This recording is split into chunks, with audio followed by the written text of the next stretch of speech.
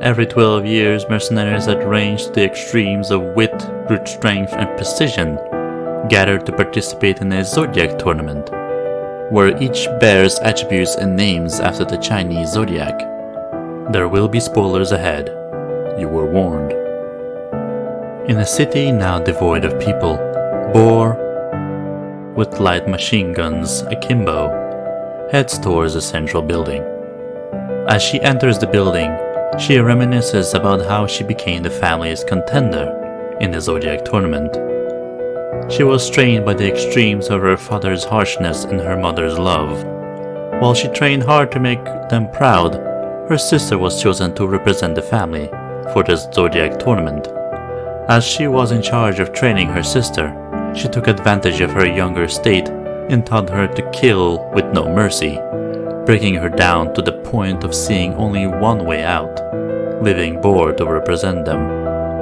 At the top, she sees other contenders, although one, the snake, is already dead. The mysterious referee named Dudekupel appears and tells them to swallow the gems of the tournament, containing a poison that will kill them in 12 hours. The winner must retrieve all the gems from the other competitors before the deadline. They will then receive the antidote and make any wish they desire. After he leaves, Monkey suggests that the best way would be to collaborate and for the winner to wish the others back alive, so no one has to die. While some see it as a good idea, the boar thinks it is stupid. The floor suddenly gives way, with the competitors dropping to the lower levels. Boar runs into Rabbit and thinks she can kill him, but she is grabbed from behind by the headless body of Snake, which is controlled by Rabbit, who then stabs her through the heart. As she dies, she realizes he is a necromancer, and he says that she will also be his friend once she is dead. After killing Boar, Rabbit retrieves the gem inside her body. Meanwhile, Monkey and Rat form a loose alliance and head underground, while the other contestants plan their respective strategies. Rabbit now has the reanimated Snake and Boar under his control. Boar openly walks the streets acting as a possible decoy to lure out other Zodiac warriors. Meanwhile, Dog confidently believes his body can generate an antidote to the gem's poison, giving him an advantage, as his natural talent lets him inject poison through bites. He meets up with Chicken, whom he thinks will be a convenient but expendable short-term ally, as she can monitor the others using her ability to control birds. Dog bites Chicken to enhance her physical and mental capabilities to combat Boar and Snake. However, Chicken instead preemptively kills Dog by crushing his skull, revealing she knew all about his abilities, waiting to use them against him. Meanwhile, in the subway tunnels, Horse spots Ox in the hopes of an alliance, only to be met with a flurry of his attacks. As Chicken retrieves the gem from inside Dog's body, she recalls her earlier life as an abused child who murdered her parents. She suffered from severe amnesia but showed an ability to communicate with birds. The Niwa family took her in, which turned her into a killer who carried out their instructions without conscience. In the present, she instructs her birds to attack Boar. Although many are killed, they eventually prevail and devour her body. In a subway tunnel, Ox relentlessly attacks Horse, who has extremely durable skin. Chicken meets Rat in a convenience store, who offers to take her to Monkey. Chicken follows him into the underground sewers, calculating when she could make a move to kill them both. Still, she is uncertain of Monkey's motives. Eventually, she leaves, wondering why she did not kill them, realizing the enhanced power from the dog's bite has enhanced her emotions along with her mind and body, making her more empathetic. As she walks engrossed in her thoughts, she encounters a blood-stained Ox. Chicken considers fleeing the scene, knowing there is little chance against the unrivaled warrior. However, Dog's poison twists her logic to fight him directly. Ox then quickly kills her, retrieving both the chicken and Dog's gems. As she dies, she permits her birds to feed on her body. Chariot the monkey is shown training to transmute substances between physical states to split a huge rock before she leaves the monkey society, vowing to use her powers for good. In the present, Rat tells Monkey that Chicken's probably dead, her resolve weakened by Monkey's optimistic attitude. Monkey still plans to end the war between the warriors. Still, Rat is much more cynical and is not interested in saving what he believes are worthless lives. A flashback shows Monkey successfully negotiating a ceasefire between two warring lands, where she appealed to the soldiers themselves. In the end, her solution was short-lived, and the fighting and deaths continued. Rat still believes peace is futile and suggests she uses her powers to stop war. Although she has witnessed countless deaths and atrocities, she still pursues peace. As she muses, they are both attacked by a flock of undead birds and flee to the surface, where Rabbit and the headless snake confront them and prepare to fight. Dudekupul explains the nature of the Zodiac tournament to the faceless VIP avatars as he updates them to the contestants' progress and their relative prospects of victory. The warriors remaining with gems in order of strength are Ox, Rabbit, Monkey, Sheep, Horse, Rat, and Tiger. Hiding out, Sheep considers his strategy the best, proven by his previous victories. He recalls his past as a young arms dealer and warrior with a special skill in explosives. He married into the family of one of his close clients, and later on won the JUUNI TAISEN. He was granted his wish to live a long life, vows that he will also take out the other warriors if he loses the tournament. Craftily, he did not swallow his poisonous gem, which gave him an advantage. Meanwhile, Rabbit attacks Monkey, but she can dodge and repel his attacks while trying to convince him to join her, so that they all survive. Ignoring her, he uses Chicken's vicious birds to attack Monkey.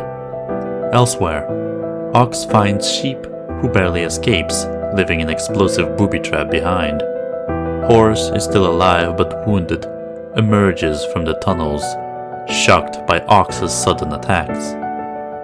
The headless snake pursues Rat with a flamethrower, and Rat finally realizes that Snake uses the vibrations of his movements to drag him down. Sheep comes across a drunken tiger in the park, considering her a minor threat until she easily detects his concealed presence. Against his better judgment, Sheep realizes he may have to fight the extremely drunken tiger sooner rather than later. Meanwhile, each fighter pursues their agenda. Headless Snake pursues Rat while Monkey continues to fight Rabbit. Rabbit, although strong, seems to lack martial arts skills, but using Snake's head placed in a tree to track her movements, managing to kill her off with his twin blades.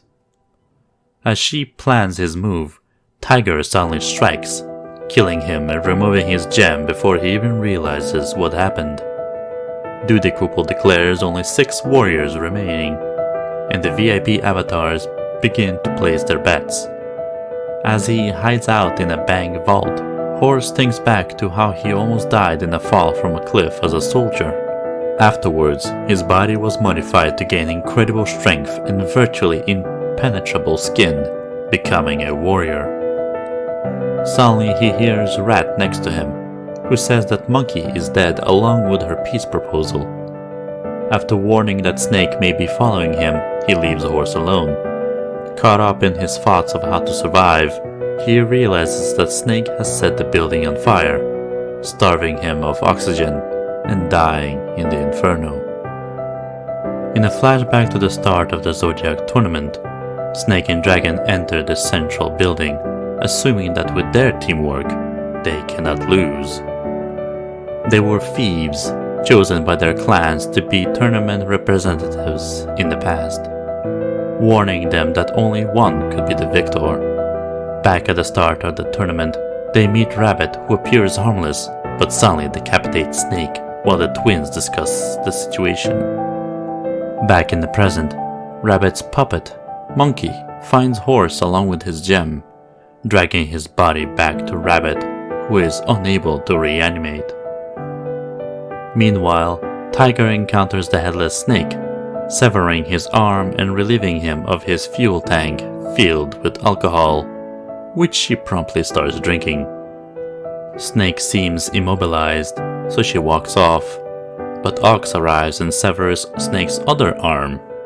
She then confronts Ox, and out of the blue, Snake's severed arms grab them both by their throats, beginning to choke them with abnormal strength. Ox proposes to Tiger that they can temporarily set aside the tournament and have their own duel later. When she agrees, he uses his sword to create a spark, igniting the alcoholic foam dripping from her mouth and setting Snake's arms on fire, setting them both free from his clutches. As Dragon watches his brother, he remembers the time they were tried for crimes that damaged the privilege of the 12 houses. Both sides engaged them in a deal involving criminals supplying orphans to a pharmaceutical research facility for illegal experimental drugs. However, they decide to betray their clients and take all the money for themselves, destroying the facility and killing everyone inside. They also accepted money to destroy surviving witnesses. Although they distributed the fortune they stole to the poor, their good intentions often backfired, making the gesture quite hollow.